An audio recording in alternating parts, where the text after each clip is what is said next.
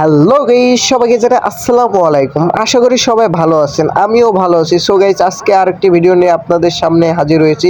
সেটা হলো আমাদের বাড়ির পাশেই হচ্ছিল ফুটবল টুর্নামেন্ট। আজকে ফুটবল টুর্নামেন্টের আর কি ফাইনাল ম্যাচটি হতে যাচ্ছে। তাহলে গাইস, আপনারা সবাই উপভোগ করুন। আর প্রথম দল পক্ষ ছিল চাঁদপুর রাইজিং এবং অপর পক্ষ ছিল বড়বাড়ি ফুটবল টিম।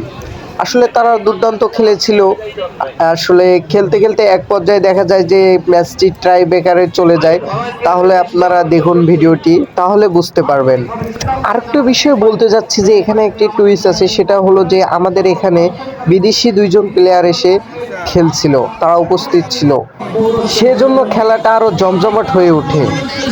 আর এদিক দিয়ে কে জানি ড্রোন উড়াচ্ছে, যে আর কি খেলাটি ভিডিও ধারণ করার জন্য সব পাশেই ক্যামেরাম্যান ছিল এবং মাঝে মাঝে ড্রোন উড়াচ্ছে।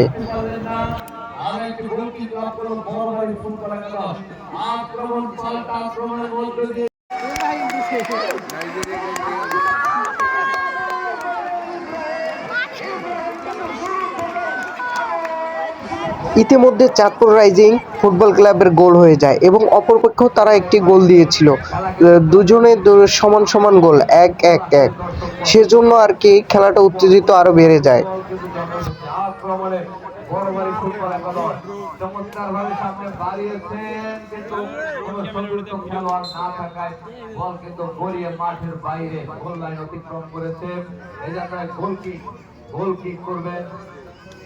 ইতিমধ্যে গাইস তারা অনেক চেষ্টা করেছিল, কিন্তু 1-1 ছাড়া আরেকটি গোলও হলো না।